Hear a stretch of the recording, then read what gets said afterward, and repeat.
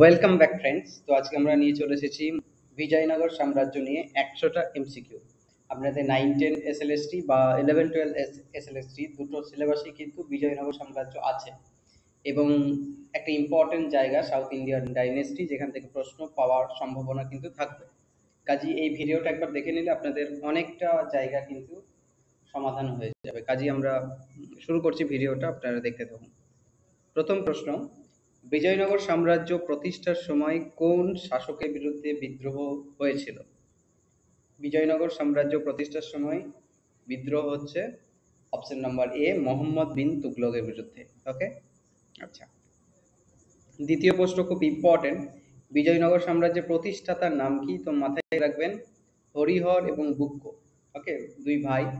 তো তারা কোন অঞ্চলের প্রাথমিকভাবে শাসনকর্তা ছিলেন? পরে বিজয়নগর সাম্রাজ্য প্রতিষ্ঠা করছেন, তারা প্রাথমিকভাবে শাসনকর্তা ছিল কাম্পিলি প্রদেশের। ওকে, আচ্ছা। 3 নম্বর প্রশ্ন, বিজয়নগর সাম্রাজ্যের প্রাথমিক রাজধানী আনেগুন্ডি। বিজয়নগর সাম্রাজ্যের প্রাথমিক রাজধানী হচ্ছে আনেগুন্ডি। সেটা কোন নদীর তীরে অবস্থিত ছিল? তো আনেগুন্ডি অবস্থিত ছিল তুঙ্গভদ্রা নদীর তীরে। তুঙ্গভদ্রা তীরে নিয়ে বিখ্যাত উপন্যাসই আছে শরদিন্দু বন্দ্যোপাধ্যায়ের। আপনারা হয়তো অনেকে দেখেছেন সানডে সাসপেন্সে, বা শুনেছেন বা পড়েছেন তুঙ্গভদ্রার তীরে।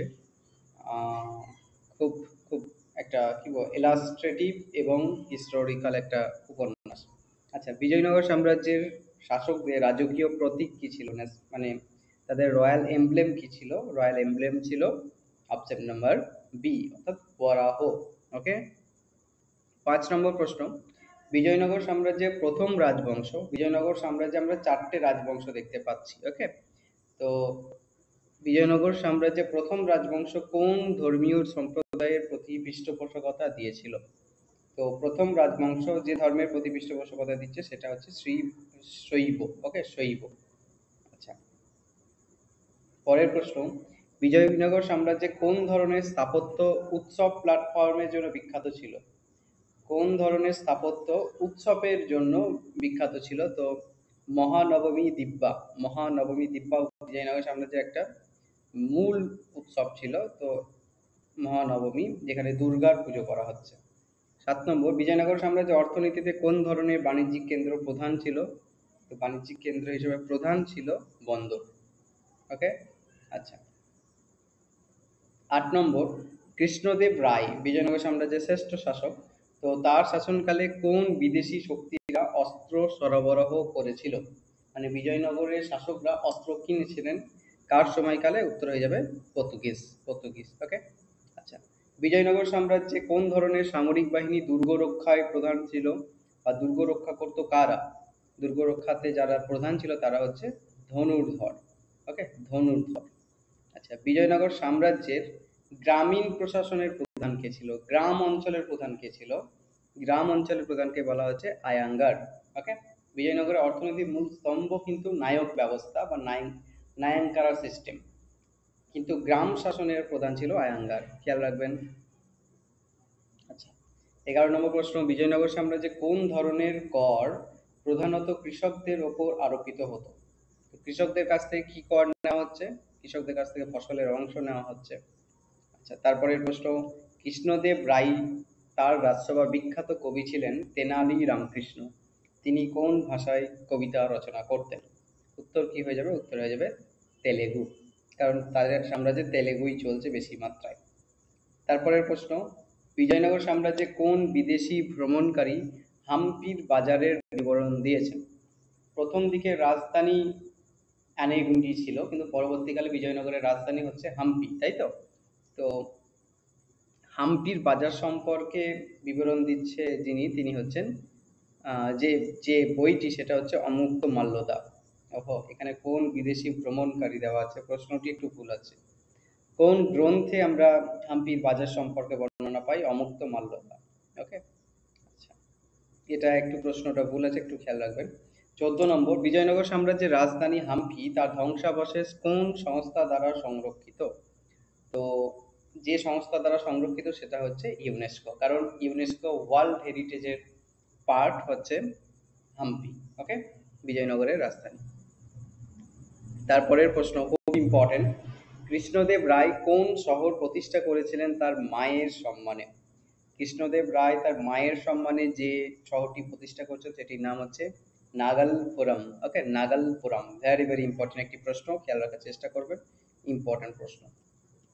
আচ্ছা, বিজয়নগর সাম্রাজ্যের কোন স্থাপত্য শৈলী গোপুরম বিখ্যাত ছিল? দ্রাবিড়া, নাগারা, বেসারা?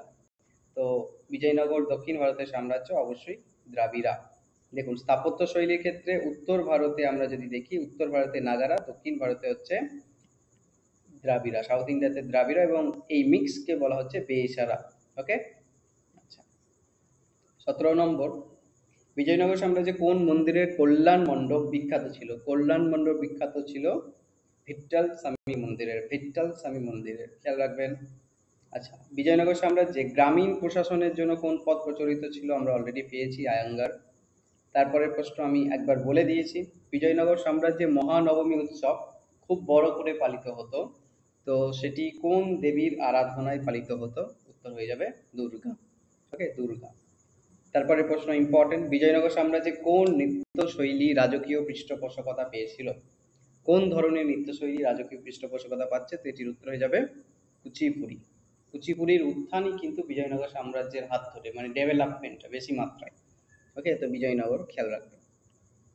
তারপরের প্রশ্ন, কোন বিদেশি ভ্রমণকারী অচ্যুত দেবরায়ের সময়ে বিজয়নগরের বিবরণ দিচ্ছেন?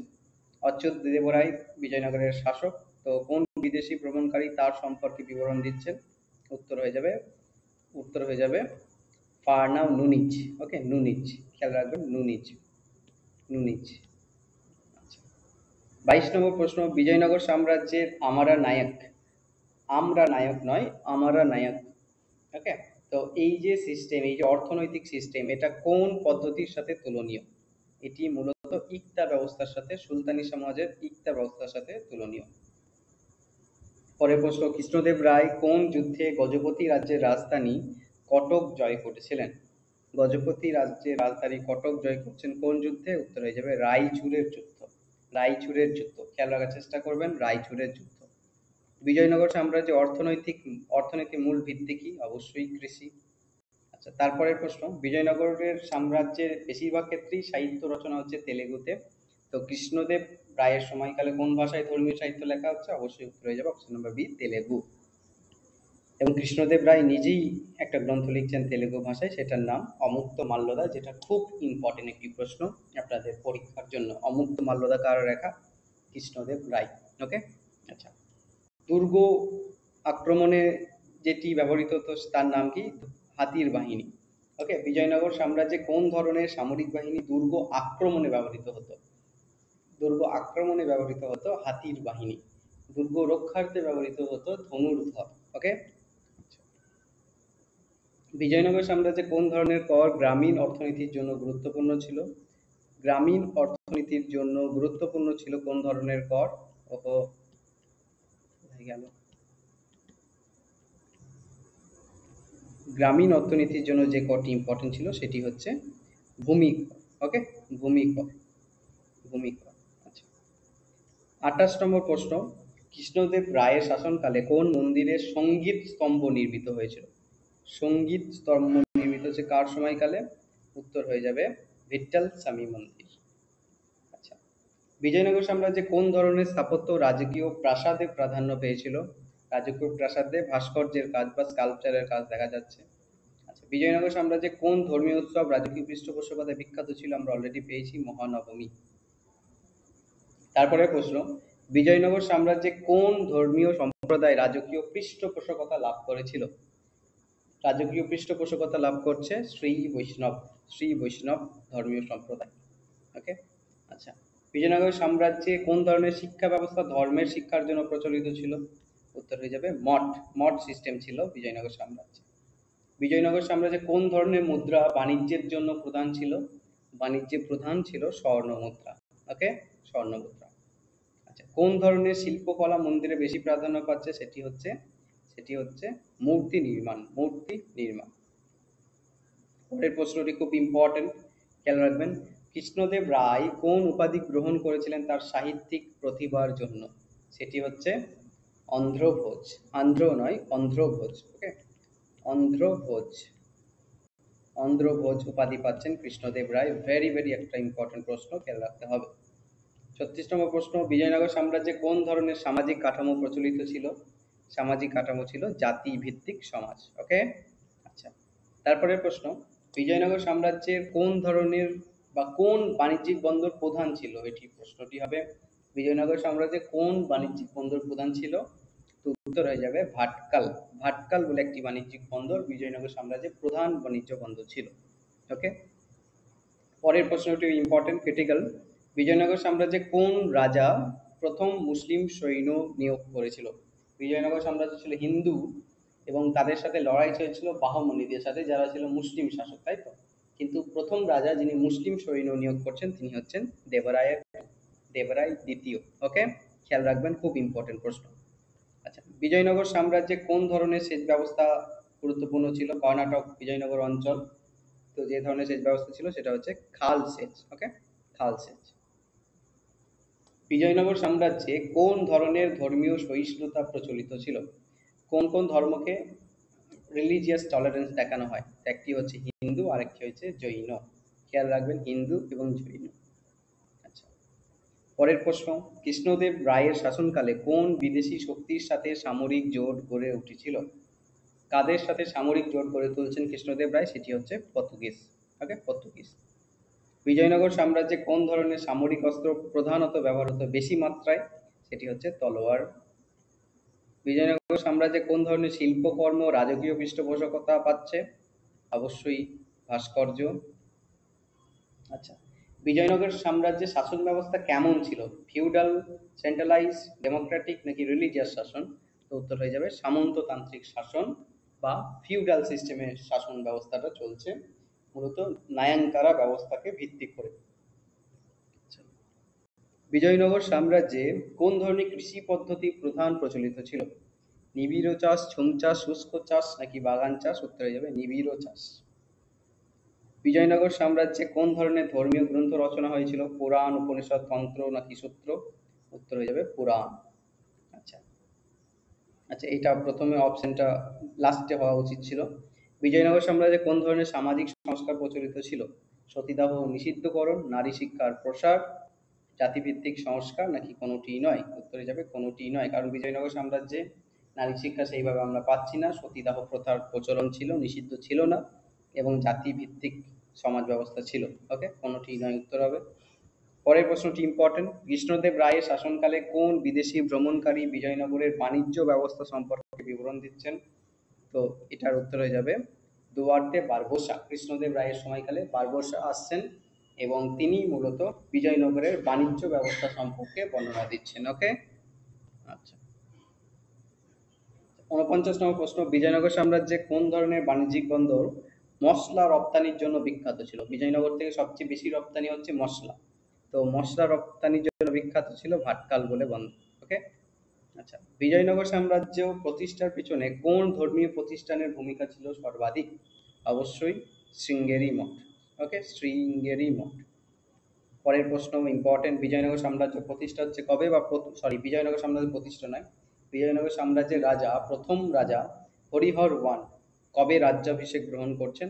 তো 1336 খ্রিস্টাব্দ। অবশ্যই বিজয়নগরের প্রতিষ্ঠাতাও 1336 খ্রিস্টাব্দ। আচ্ছা, বিজয়নগর সাম্রাজ্যের শাসকরা কোন দেবতার মন্দিরে রাজকীয় দান প্রদান করতেন? উত্তর হয়ে যাবে বিরূপাক্ষ। বিরূপাক্ষ মন্দিরে রাজকীয় দান প্রদান করতেন। ওকে। আচ্ছা, বিজয়নগর সাম্রাজ্যের স্থাপত্য শৈলী গোপুরম, সেটা অবশ্যই দ্রাবিড়া। আচ্ছা, কোন ধরনের পণ্য, কৃষি পণ্য বেশি পরিমাণে রপ্তানি হচ্ছে? উত্তর হয়ে যাবে মশলা। ওকে, উত্তর হয়ে যাবে মশলা। আচ্ছা, কৃষ্ণদেব রায়ের শাসনকালে কোন বিদেশি শক্তির সাথে বাণিজ্যিক চুক্তি স্বাক্ষরিত হচ্ছে বেশি মাত্রায়? তো উত্তরে যাবে পর্তুগিজ। পর্তুগিজ। ওকে। বিজয়নগর সাম্রাজ্যে কোন ধরনের সামরিক বাহিনী যুদ্ধে গতিশীলতার জন্য বিখ্যাত ছিল? যুদ্ধে গতিশীলতার জন্য বিখ্যাত ছিল, উত্তরে যাবে অশ্বারোহী, মানে ঘোড়ার বাহিনী। গ্রামীণ প্রশাসনে আয়াঙ্কার আমরা অলরেডি পেয়েছি, এটাও অলরেডি পেয়েছি। ওকে। আচ্ছা, পরের প্রশ্ন 59তম প্রশ্ন, কৃষ্ণদেব রায়ের রাজসভায় কোন কবি তার বুদ্ধিমত্তার জন্য বিখ্যাত ছিল? মানে আমরা গোপাল ভাঁড়ের মতো বুদ্ধিমত্তা বা তার সম্পর্কে লেজেন্ড, কিংবদন্তি, স্মৃতিকথা আমরা পাই, সেটা হচ্ছে তেনালি রামকৃষ্ণ। ওকে, আচ্ছা। পরের প্রশ্ন, বিজয়নগর সাম্রাজ্যে কোন বিদেশি ভ্রমণকারী হাম্পি প্রাসাদ বা হাম্পির যে অট্টালিকা সেটা সম্পর্কে বিবরণ দেন? এটির উত্তর হয়ে যাবে Domingo Paes. Domingo Paes, PAES। আচ্ছা, বিজয়নগর সাম্রাজ্যের পতনের পর হাম্পি কেন পরিত্যক্ত হয়েছিল? হাম্পিকে কেন সবাই ত্যাগ করছে? কারণ হাম্পি প্রচুরভাবে লুণ্ঠন করা হচ্ছে, হাম্পি শহরটাই নষ্ট হয়ে যাচ্ছে বিজয়নগর সাম্রাজ্যের পতনের পর পর। এখন ইউনেস্কো ওয়ার্ল্ড হেরিটেজের একটা সাইট এবং অনেকেই ঘুরতে টুরতে যান। আচ্ছা, বিজয়নগর সাম্রাজ্যে কোন ধরনের শিক্ষা ব্যবস্থা ধর্ম শিক্ষার জন্য ছিল? মঠ আমরা পেয়েছি, স্বর্ণমুদ্রা আমরা পেয়েছি। আচ্ছা, কৃষ্ণদেব রায় কোন সাহিত্যিক রচনার জন্য বিখ্যাত ছিল? খুব ইম্পর্টেন্ট একটি প্রশ্ন। অমুক্ত মাল্যদা, বহুবার বহু জায়গায় প্রশ্নটি আসে, খেয়াল রাখবেন, অমুক্ত মাল্যদা। বিজয়নগর সাম্রাজ্যে কোন ধর্মীয় উৎসব রাজকীয় পৃষ্ঠপোষকতায় পালিত হতো? অবশ্যই মহানবমী। আটকাল বন্দর ছিল বিখ্যাত। আচ্ছা, তারপরে প্রশ্ন, কৃষ্ণদেব রায় কোন অঞ্চল জয় করেছিলেন যা তার সাম্রাজ্যের প্রসারে গুরুত্বপূর্ণ ছিল? সেটি হচ্ছে উড়িষ্যা। কারণ দক্ষিণ ভারত থেকে উড়িষ্যা জয় করা মানে একটা বিশাল ব্যাপার, মানে সাম্রাজ্যের সর্বাধিক প্রশস্ত করণের ক্ষেত্রে কৃষ্ণদেব রায়ের অবদান ছিল সর্বাধিক বেশি। ওকে, আচ্ছা, এই প্রশ্নগুলো রিপিট হয়েছে। আচ্ছা, বিজয়নগর সাম্রাজ্যে কোন ধরনের কৃষি পণ্য সবচেয়ে বেশি উৎপাদন হচ্ছে? অবশ্যই ধান। বিজয়নগর সাম্রাজ্যে কোন ধরনের সামরিক কৌশল বেশি মাত্রায় প্রাধান্য পাচ্ছে? সেটি হচ্ছে দুর্গ কেন্দ্রিক যুদ্ধ। দুর্গ কেন্দ্রিক যুদ্ধ।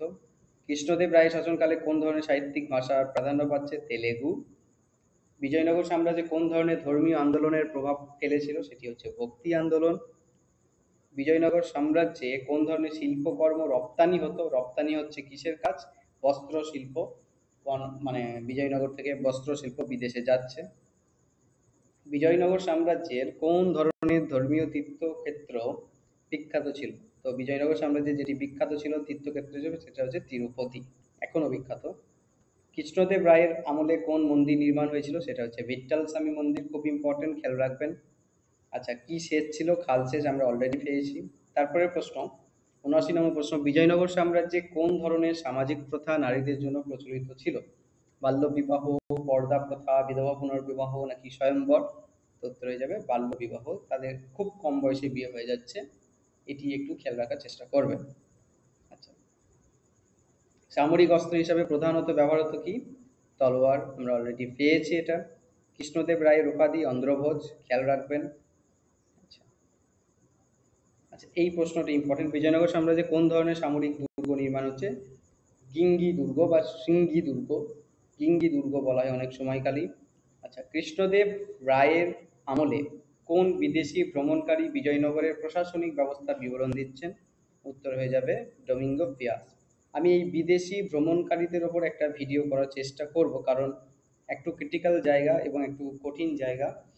তো বিদেশি ভ্রমণকারী যারা ভারতবর্ষে এসেছেন তাদের ওপর আমি ১০০ প্রশ্নের একটা MCQ রাখার চেষ্টা করব, কবে আসছেন, কার সময়কালে কি বর্ণনা দিয়েছেন এই সংক্রান্ত, কারণ ইম্পর্টেন্ট একটা টপিক, বিভিন্ন পরীক্ষায় প্রশ্ন আসে, SLST-তেও ইম্পর্টেন্ট। তো আমরা একটা ভিডিও আনার চেষ্টা করব। আচ্ছা, বিজয়নগর সাম্রাজ্যে কোন ধরনের বাণিজ্য পথ বেশি প্রাধান্য পাচ্ছে? অবশ্যই সমুদ্রপথ। সমুদ্রপথ। নিবিড় চাষ, এটা আমরা পেয়েছি। কৃষ্ণদেব রায়ের আমলে কোন ধরনের সামরিক সংস্কার হচ্ছে? তো সামরিক সংস্কার হচ্ছে যেটা, সেটা হচ্ছে অশ্বারোহী বাহিনীর প্রসার। আর ধর্মের ক্ষেত্রে যেটির সবচেয়ে বেশি রোল বেশি সেটা হচ্ছে শ্রী বৈষ্ণব। ওকে, এই প্রশ্নগুলো রিপিট হয়েছে। আচ্ছা, কৃষ্ণদেব রায়ের আমলে সাহিত্যিক সম্মেলন হচ্ছে যেটাকে বলা হয় কবি সম্মেলন। আর ধর্মীয় তীর্থক্ষেত্র হিসাবে বিখ্যাত ছিল তিরুপতি। বিজয়নগর সাম্রাজ্যে শিল্পকর্মের মধ্যে বিখ্যাত ছিল পাথরের খোদাই। আচ্ছা, কৃষ্ণদেব রায় যেটা করছেন, রায়চুর দুর্গ অভিযান করছেন। বিজয়নগর সাম্রাজ্যে কোন ধরনের সামাজিক প্রথা রাজকীয় পরিবারে প্রচলিত ছিল? সেটা হচ্ছে বহু বিবাহ, এটা আমরা অলরেডি পেয়েছি। বিজয়নগর সাম্রাজ্যে কোন ধরনের বাণিজ্যিক পণ্য বিদেশে রপ্তানির জন্য বিখ্যাত ছিল? সেটা হচ্ছে তুলো বস্ত্র, তুলার বস্ত্র আমরা দেখতে পাচ্ছি যে বাণিজ্যিক পণ্য যেটা বিদেশে রপ্তানি করা হচ্ছে। ওকে, খেয়াল রাখবেন। এবং শৃঙ্গেরি মঠ যেখানে নিয়মিত দান করা হচ্ছে, এই ১০০টা প্রশ্ন। আমরা আরও কিছু এক্সট্রা ফ্যাক্টস বলে দিচ্ছি বিজয়নগর সাম্রাজ্য রিলেটেড, যাতে আপনাদের সব জায়গাগুলো একটু ক্লিয়ার হয়ে যায়, কভার হয়ে যায়। একটু সঙ্গে থাকুন। আচ্ছা, আমি বলে দিচ্ছি, একটু দেখে নিন। এটা টেলিগ্রামের টেক্সট বুক, মানে টেক্সটে লেখা আছে, একটু দেখতে হয়তো অসুবিধা হবে, আমি বলে দিচ্ছি, একটু খেয়াল রাখবেন, শুনে রাখুন। বিজয়নগর সাম্রাজ্যের প্রতিষ্ঠাতা মোটামুটিভাবে 1336, সাম্রাজ্য ছিল 1646 পর্যন্ত। প্রতিষ্ঠাতা তুঙ্গভদ্রা নদীর তীরে হরিহর এবং বুক্ক, এবং বর্তমান মানে শেষ রাজধানী হাম্পি, যেটা ইউনেস্কো ওয়ার্ল্ড হেরিটেজ সাইট। চারটে বংশ বিজয়নগরে শাসন করেছিল, খেয়াল রাখবেন, সঙ্গম, শালুক, তুলুক এবং আরাবিলু। এই চারটে ক্রনোলজিক্যালিও মাঝে মাঝে জিজ্ঞেস করে, সঙ্গম, শালুক, তুলুক, আরাবিলু। ওকে, তো সঙ্গম 1336 থেকে 1485, শালুভ 1485 থেকে 1505, তুলুভ হচ্ছে 1505 থেকে 1570, আরাবিলু হচ্ছে 1570 থেকে 1646। ওকে, সবচেয়ে প্রসিদ্ধ রাজা কৃষ্ণদেব রায় 1509 থেকে 1529 তিনি শাসন করেছেন, এবং তুলুব বংশের শাসক ছিলেন কৃষ্ণদেব রায়। খেয়াল রাখবেন, তিনি যে গ্রন্থ লিখেন অমুক্ত মাল্যদা, যেটা তেলুগু ভাষায় লেখা, আলাউদ্দিন ইমাদ শাহকে তিনি পরাজিত করেছেন, এটিও খেয়াল রাখার চেষ্টা করবেন। আচ্ছা, সেচ ব্যবস্থা সম্পর্কে আমরা বলেছি, বিরূপাক্ষ মন্দির, এগুলো বলেছি। যুদ্ধর মধ্যে একটি ইম্পর্টেন্ট জায়গা যেটা প্রশ্নে নেই, 1665 সালে তালিকোটার যুদ্ধ হচ্ছে ডেকান সুলতানের জোটদের সঙ্গে, যেখানে বিজয়নগর সাম্রাজ্যের রাজারা পরাজিত হচ্ছেন এবং বিজয়নগর আস্তে আস্তে ধ্বংসের দিকে এগিয়ে যাচ্ছে। তালিকোটার যুদ্ধ 1565 খ্রিস্টাব্দ, খুব ইম্পর্টেন্ট, খেয়াল রাখবেন। আচ্ছা, এরপরে আমরা যে অষ্টদিগ্গজ বললাম, অষ্টদিগ্গজ কারা ছিল, মানে কৃষ্ণদেব রায়ের সবাই 8জন বিখ্যাত মানুষ ছিলেন, যাদেরকে বলা হয় অষ্টদিগ্গজ। তো কারা ছিলেন তারা? প্রথম হচ্ছেন আল্লাসানি পেদান্না, তিনি মানু চরিত্র রচনা করছেন, যাকে কৃষ্ণদেব রায় উপাধি দিচ্ছেন অন্ধ্র কবিতা পিতামহ। ওকে, আচ্ছা। দ্বিতীয়ত হচ্ছে নন্দী মল্লয়া, যিনি হরিবংশমু রচনা করছেন, তার ভাই ছিলেন ঘনত মল্লয়া। তো এই দুজন হচ্ছেন মানে আলাদা আলাদাভাবে অষ্টদিগ্গজের দুজন। আচ্ছা, অষ্টদিগ্গজের 3 নম্বর, মানে 4 নম্বর অষ্টদিগ্গজ মাদয়াগিরি মল্লানা, যিনি রাজশেখর চরিত্রমু রচনা করছেন। ধূরজাতি, যিনি কালিকাম্বুধমু রচনা করছেন। ওকে, এবং শ্রী কালী মহিমা রচনা করছেন। 5 নম্বর ছিল আইলা রাজু রামভদ্র, যিনি রামাব্দু ধামু রচনা করছেন। আর 7 নম্বর ছিলেন পিংলি সুরান্না, যিনি কালা পূর্ণদয়মু রচনা করছেন। তেনালি রামকৃষ্ণ, তিনি তার কৌতুক রসবোধের জন্য বিখ্যাত ছিলেন। তো তিনি ছিলেন 8 নম্বর দিগ্গজ। তো এই 8জন দিগ্গজ, তাদের নামগুলো একটু মনে রাখলে ভালো হয়, এটা একটু খেয়াল রাখার চেষ্টা করবেন। আপনারা ভিডিওটা যদি আড়াআড়ি ভাবে দেখেন, আমি বোধহয় কিছু ক্ষেত্রে হয়তো আপনারা এই জায়গাটা একটু দেখতে পাবেন। আচ্ছা, এরপরে আমি কিছু ট্রাভেলারদের নোট এখানে রেখেছিলাম, মানে যারা বিজয়নগর সাম্রাজ্যে আসছে এবং খুব ইম্পর্টেন্ট। প্রথমত নিকোলো ডি কন্টি, যিনি ইতালি থেকে আসছেন, ভেনিস থেকে। কার সময়কালে আসছেন? 1420 দশকে দেবরাই টু সময়কালে, সঙ্গম বংশের রাজা দেবরাই টু। এবং তিনি কি বর্ণনা দিচ্ছেন? হাম্পি নগরীর বর্ণনা দিচ্ছেন। তারপরে মানুষের বিলাসিতা, নারী পুরুষের পোশাক, সমাজ জীবন সম্পর্কে বলছেন। আব্দুর রাজ্জাক পারস্য থেকে আসছেন। ওকে, তো পারস্য থেকে আসেন, তিনিও দেবরায় টুর সময়কালে আসছেন 1443-44 খ্রিস্টাব্দে। তিনি বলছেন বিজয়নগর হলো পৃথিবীর অন্যতম সমৃদ্ধ নগরী। ওকে, তো হাতির কথা, বাজারের কথা বলছেন। 3 নম্বরে আমরা পাচ্ছি ডমিঙ্গো পায়েজের কথা, যিনি পর্তুগাল থেকে আসছেন কৃষ্ণদেব রায়ের সময়কালে, 1520-22 সময়কালে। বিজয়নগরের অর্থনীতি, বিজয়নগরের কর ব্যবস্থা, সেচ ব্যবস্থা, সামরিক শক্তি ইত্যাদি সম্পর্কে বলছেন, এবং তিনি বিশালভাবে কৃষ্ণদেব রায়কে প্রশংসা করেছেন। 4 নম্বর ট্রাভেলার হিসেবে আমরা পাচ্ছি ফার্নান্দো নুনিজ, পর্তুগাল থেকে আসছেন 1535-37 সময়কালে, অচ্যুত রায়ের সময়কালে। তিনি বিজয়নগরের বাণিজ্য, সমাজ, মন্দির, উৎসব ইত্যাদি নিয়ে বলেছেন। ওকে, 5 নম্বর ট্রাভেলার হিসেবে আমরা পাচ্ছি বারবোসা, দুয়ার্তে বারবোসা, যিনি পর্তুগাল থেকে আসছেন 1518 খ্রিস্টাব্দ নাগাদ। কৃষ্ণদেব রায়ের সময়কালেই বারবোসা আসছেন, যিনি বিজয়নগরের বাণিজ্য ব্যবস্থা, ঘোড়ার আমদানি, সমুদ্র বাণিজ্য সম্পর্কে তথ্য দেন। তো এই ফ্যাক্টসগুলো একটু বিজয়নগর সাম্রাজ্য থেকে মনে রাখার চেষ্টা করবেন, যেহেতু বিজয়নগর আমাদের আলাদা করে পড়া হয় না, কিন্তু পরীক্ষার জন্য ইম্পর্টেন্ট। এই ফ্যাক্টসগুলো একটু মনে রাখার চেষ্টা করবেন। আমি এই ফ্যাক্টসগুলো টেলিগ্রাম গ্রুপ সার্থক ইতিহাস পাঠ, সেখানে আলাদা করে আমি শেয়ার করে দেওয়ার চেষ্টা করব। তো আপনারা টেলিগ্রাম গ্রুপেও যুক্ত হয়ে থাকবেন, যার লিঙ্ক আপনারা ডেসক্রিপশন বক্সে পেয়ে যাবেন। তো এই স্ট্রেসের দিকটা একটু অসুবিধা হলো, তার জন্য আমি একান্তভাবেই দুঃখিত, কিন্তু এই ফ্যাক্টসগুলো ইম্পর্টেন্ট, একটু খেয়াল রাখার চেষ্টা করবেন। থ্যাংক ইউ সো মাচ যারা ভিডিওটি দেখলেন। Thank you so much.